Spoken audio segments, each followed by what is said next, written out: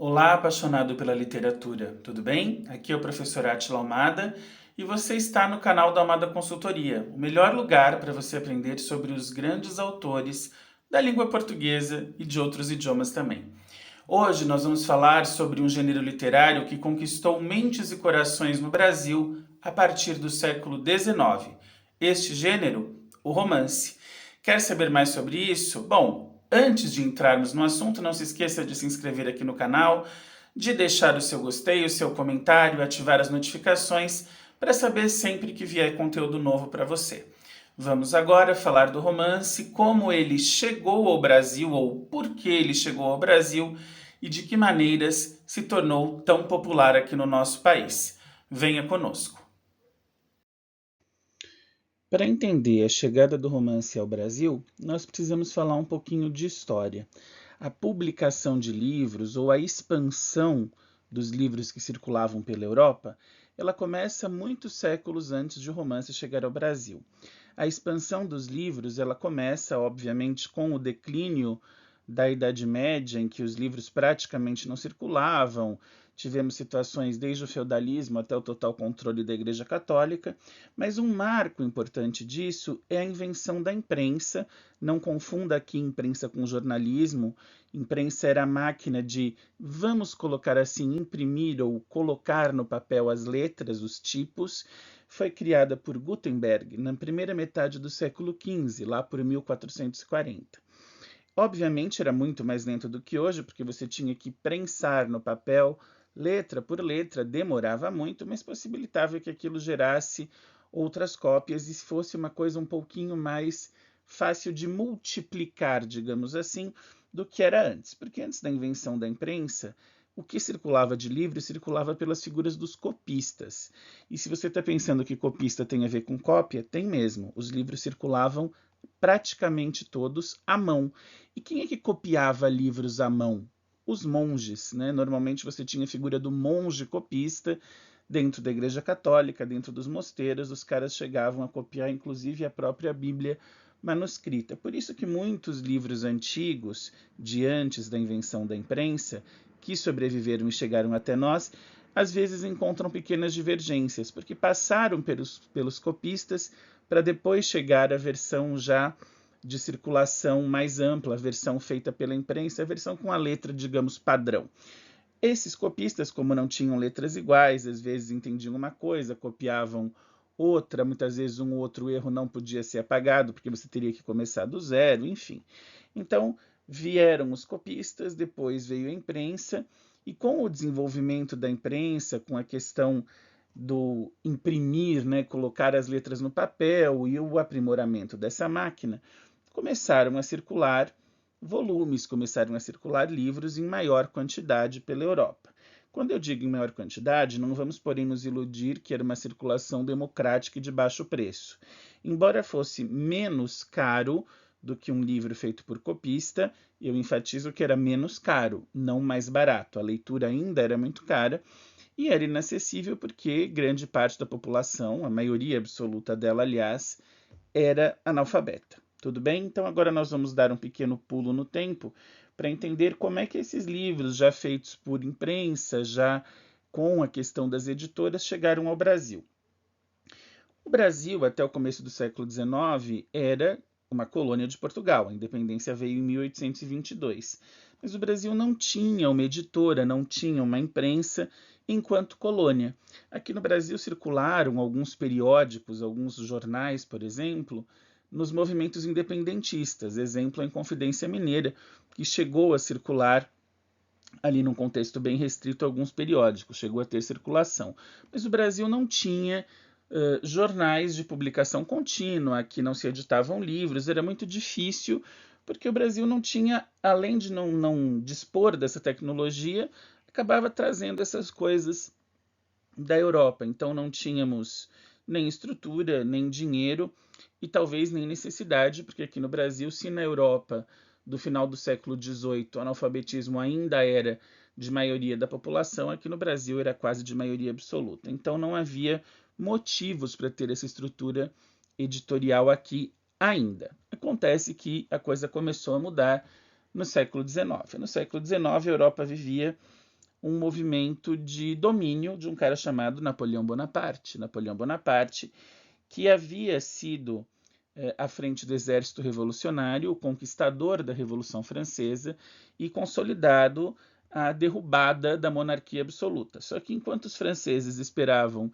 que ele se tornasse um governante democrático, que acabasse com a questão imperial, que de repente proclamasse uma república e fizesse valer as ideias de liberdade, igualdade e fraternidade, Napoleão enganou todo mundo, deu um olé, apesar de olé ser espanhol, mas deu um olé nos franceses, e se autoproclamou rei, rei absoluto, inclusive, quer dizer, ele se proclamou aquilo que ele combatia, mas era um tirano, era um déspota esclarecido que efetivamente colocou em marcha algumas leis, algumas medidas importantes, como, por exemplo, universalização do ensino, laicidade, direito à propriedade na França. Só que ele era um ditador militar.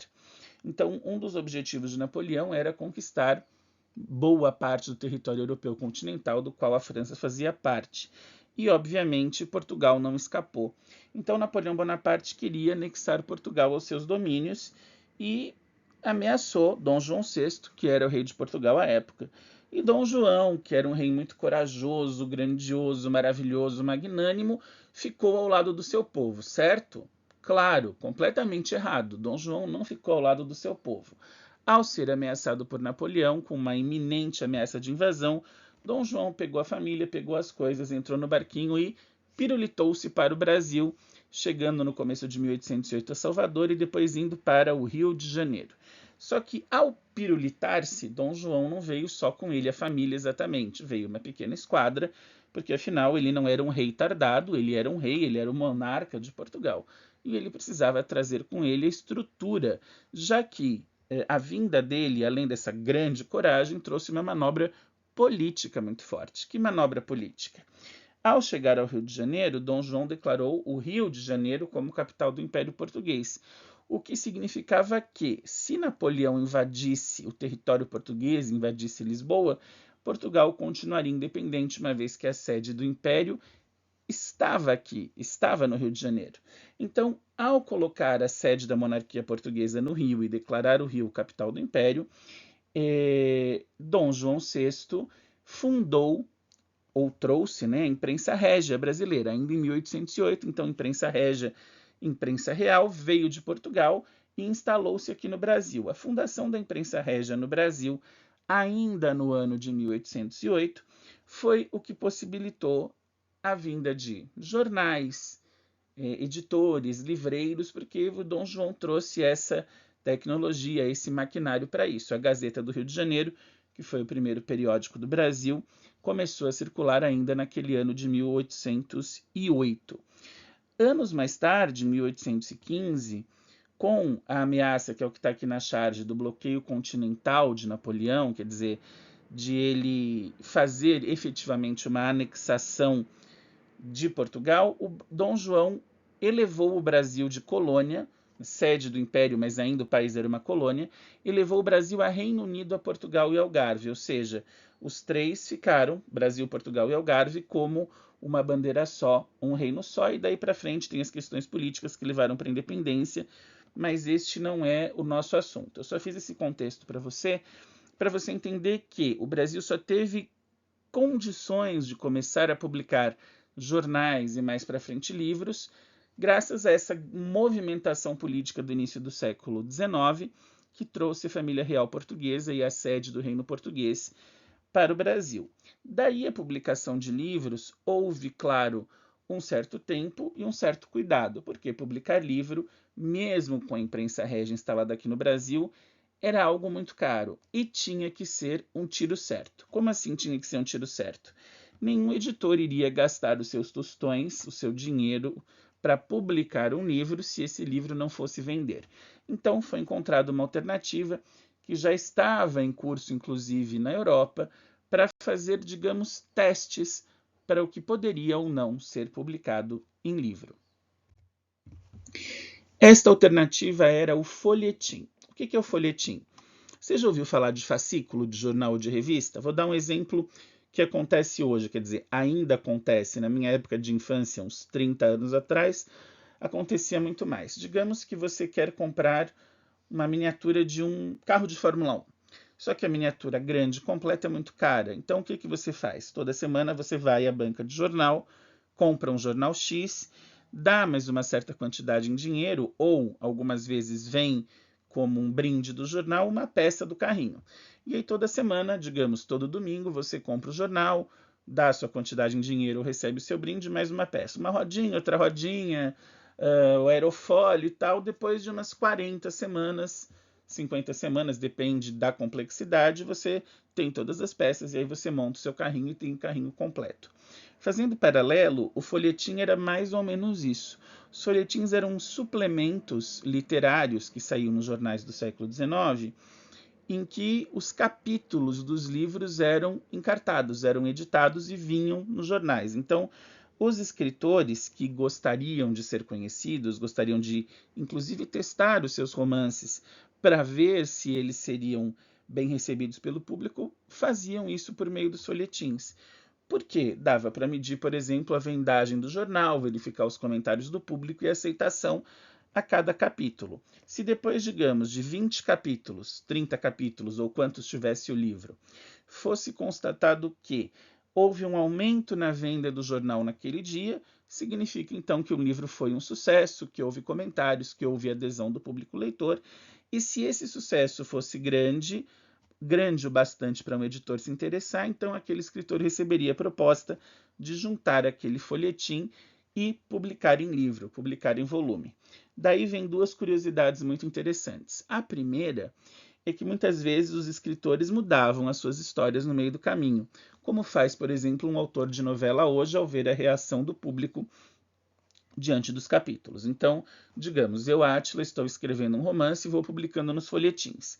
Se eu vejo o primeiro, segundo, terceiro capítulos venderam muito bem, o quarto caiu, então eu vou mudar o quinto, porque o quinto era a continuidade do quarto, o quarto não vendeu bem, dava tempo do escritor fazer essa pequena alteração para o próximo capítulo do folhetim. Aí as vendas voltavam a crescer, estava tudo certo e continuava-se.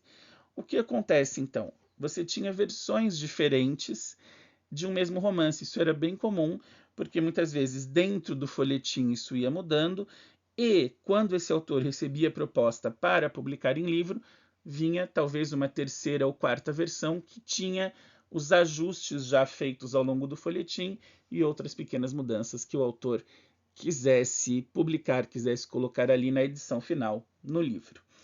Uma outra coisa interessante é que o romance ele veio se popularizando também na Europa ao longo do século XVIII, mas principalmente no século XIX, como uma literatura da burguesia. Por que uma literatura da burguesia?